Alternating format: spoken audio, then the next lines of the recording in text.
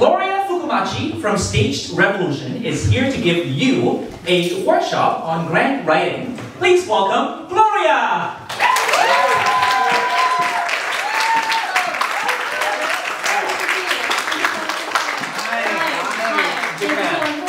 Hi, thank you so much for coming. Thank you. Derek, hi. Thank you, Derek. You can take a seat. Hi, everyone.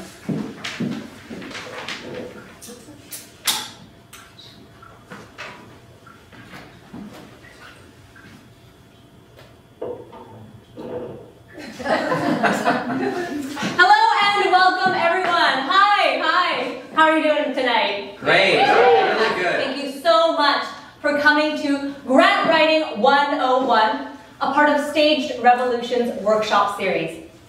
My name is Gloria Fukomachi. I use she, her, they, them pronouns.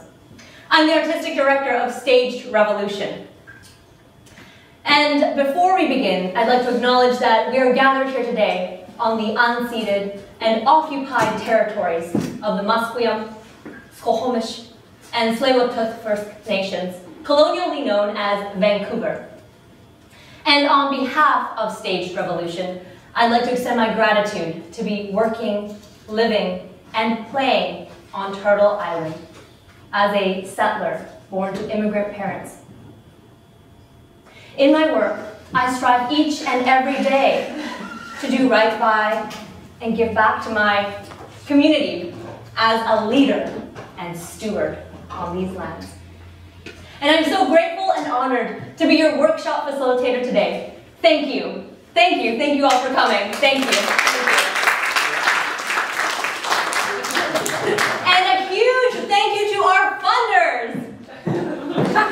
Canada Council for the Arts, BC Arts Council, City of Vancouver, TD Bank, JJ Bean, Moto Car Sharing, Nestor's Market, Lululemon, Faye and Milton Wong Family Foundation, the Jim Pattison Foundation, Vancouver Heritage Foundation, BC Gaming, West Bank Corp, Concord Pacific, Gold Corp, and of course, What Lab, and Vancouver Asian Canadian Theatre for making it possible for us to gather today. Thank you, Derek. Thank you. Round of applause once more. Thank you, Derek. Today's workshop is an introductory course that will help you dream, believe, and achieve your next successful grant. I will teach you how to cast a spell upon your jurors and direct them to rank your project above 95% of your competition. So, what we'll do today is we'll go through an example grant together as a case study. I'll guide us through the example and break down each section so you can see how a jury might analyze it. And the example that I'll be sharing with you today is being shared with the permission from the artist. But before we begin, I'd like to see a show of hands to see how many people have written grants before. Hands all the way up, please. Oh, hey, a fair number of you. Thank you so much. Excellent to see so many expertise in the room. Oh, do we have a latecomer? Oh, don't worry, you're just coming at the right moment. Why don't you take a seat in the back? You're only late by 5 minutes, or 7 or so. Totally fine. We'll just wait for them to sit. It's okay, take it. They're just going to stand in the back. All right, now, a show of hands to see how many people are new to grant writing. Oh, very nice. Oh, we have some shy hands in the back. I'm just making you get your hand all the way up. All the way up, yep, folks in the back as well. Do we have your hand here? Okay, fantastic. Please have all your hands up just so we can see how many people in the room have never written grants before. Thank you so much. Now, don't be embarrassed. There's nothing to be ashamed of. We were all like you once. In fact, I was like you once, and look where I am now. Okay, first question. Why do we write grants? For money. Because you're a professional artist, not that kind of workshop. Thank you so much. What makes you a professional artist? You turn your vocation into your career. You chose this path, and this path chose you because of your passion, your devotion, your artistic intuition.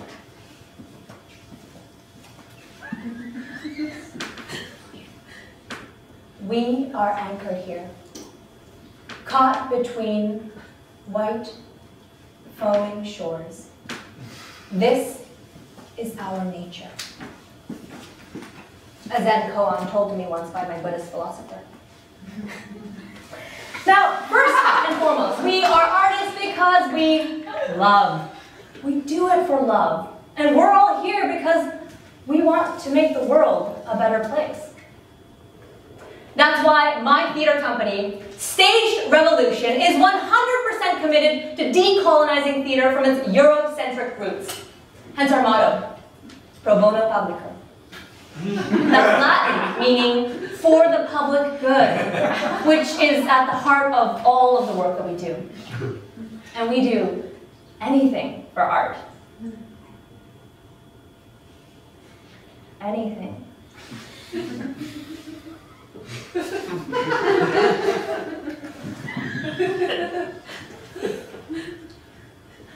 Are you a little thirsty? You look a little thirsty. I'm going to get you a beverage. We actually have some light refreshments and snacks courtesy of SFU's Sustainability and Development Food Co-op and Nestor's Market. Please take one while you enjoy the workshop. Derek Chan, everyone, Vancouver Asian Canadian Theatre, Artistic Director. Thank you, Derek. We also have pens and papers coming around for those of you who'd like to take notes during this workshop, especially those of you who are new to grant writing.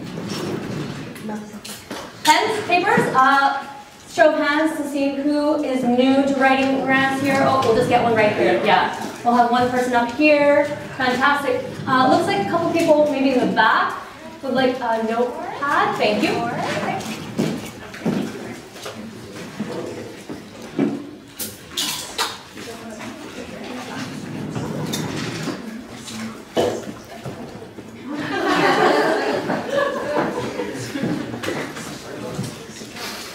All right, now let's get to the nuts and bolts. What is a grant and why do you write it? A grant is your tax dollars coming back to you with intention, returning to you to launch the careers of artists who show the greatest potential in creating social change through artistic excellence.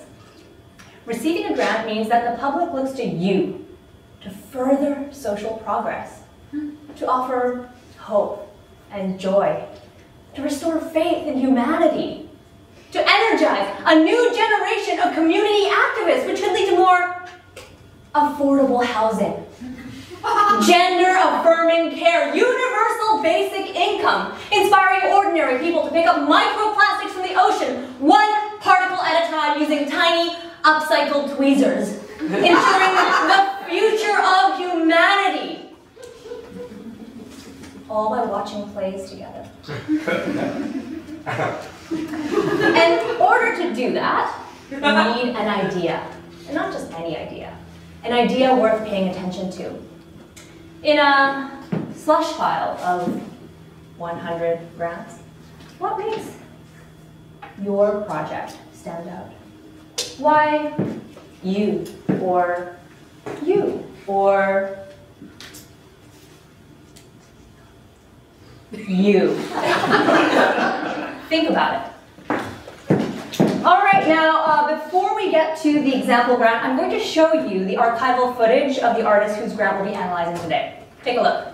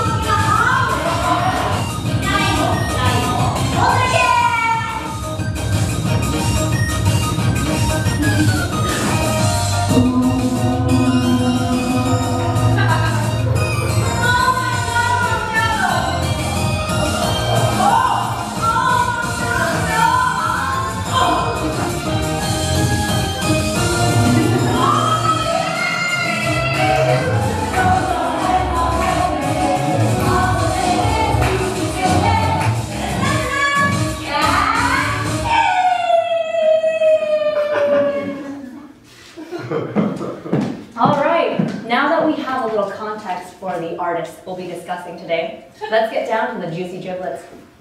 Starting with the detailed project description. Now, in this first section, you'll need to articulate the who, what, when, and where this project is taking place. Now, the most important aspect of this project description is the why, your raison d'être, your modus operandi, your ikigai. Now, a really important side note here, an essential trick to grant writing is to avoid convoluted, redundant, superfluous adjectives and descriptors. You always want to keep your language simple and plain and accessible because juries are often made up of multidisciplinary artists who may not be familiar with discipline-specific terminology. I mean, look around you. That person sitting next to you, look at them. Could be the juror who casts the deciding vote on whether or not you get your next grant or not. Do you think they're going to understand your ikigai? All right, now let's read through the example grant and break it down. In this first section, you'll answer. Describe the proposed project and its context. What is the creative vision? What is the inspiration for this project? Why is this project important at this moment in time? And here's the answer that the artist wrote. Sumiko in Nature is a new one-woman clown performance created by lead artist Jun Fukumura. This grant will enable research and development workshops from February to September 2024 in Vancouver. I have been cultivating a clown practice since 2013. In 2016, I started performing Sumiko, my raunchy, brash, and super cute Japanese clown character I used to parody and subvert cultural stereotypes of my Nikkei-Nisei identity. In 2019, my solo show, My Name is Sumiko, earned the Pick of the Fringe Award at the Vancouver Fringe Festival. Inspired by the success of my first project, I am now ready to create a new, more ambitious work. One thing you'll notice is that the artist uses first-person present tense to make the grant more active. This is an effective way to bring your words alive. Let's read through the next paragraph. In Sumiko in Nature, Sumiko is trying to make it big in showbiz, but after 3 grueling internships, failed restaurant jobs, and a deadbeat dog walking service, she decides to try her luck in Hollywood. There, Sumiko is cast in a survival reality TV show where she is left on a remote tropical island with nothing but her imagination, creativity, and ambition. To win the cash prize, she must withstand the harsh climate and outlast her competitors.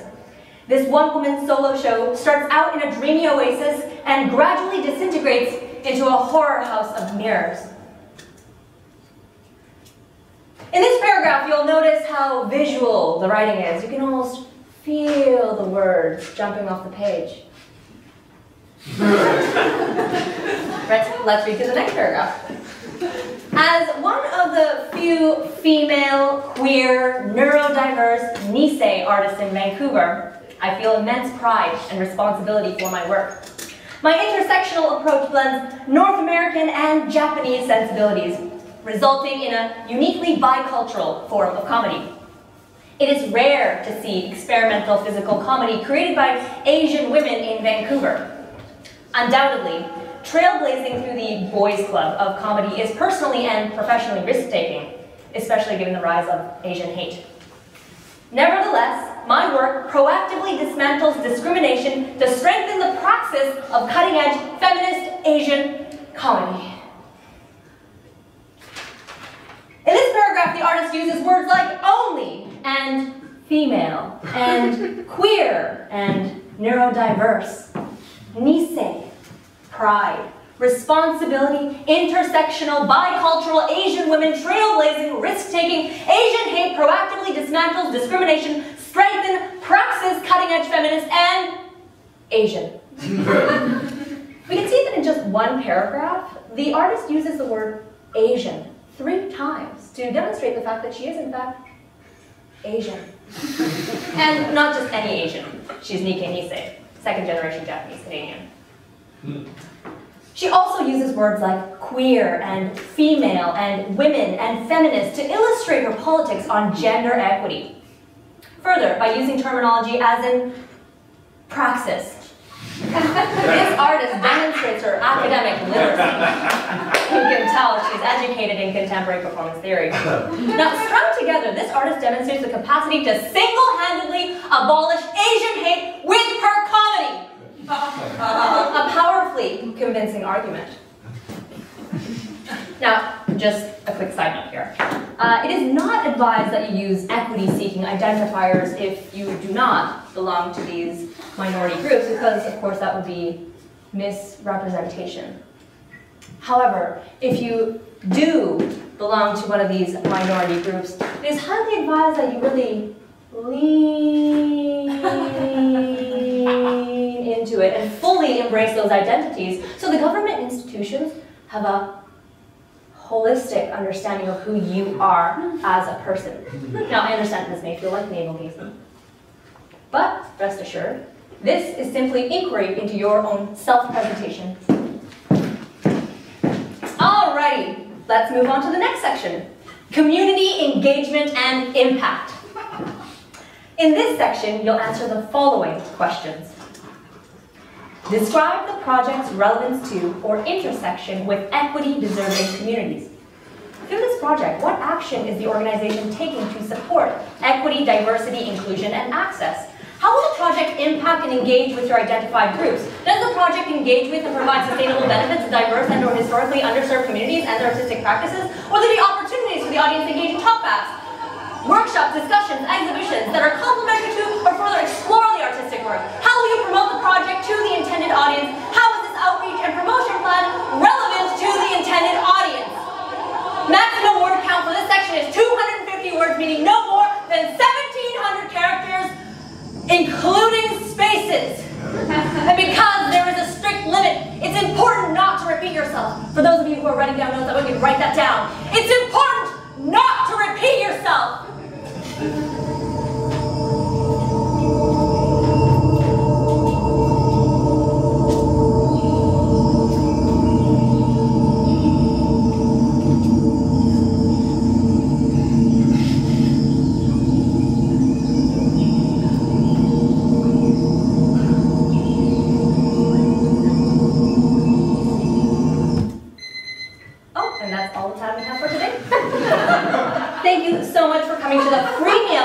Of the workshop.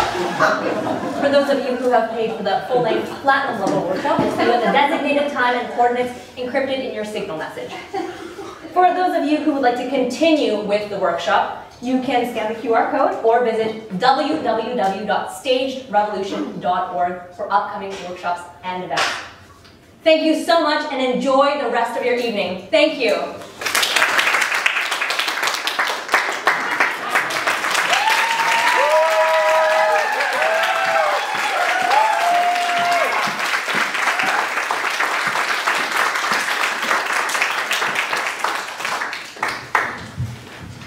Thanks everybody. That was the 15-minute trial version of the workshop, but don't worry, Gloria will be back with the full-length workshop next year. Please stay tuned for that in the future.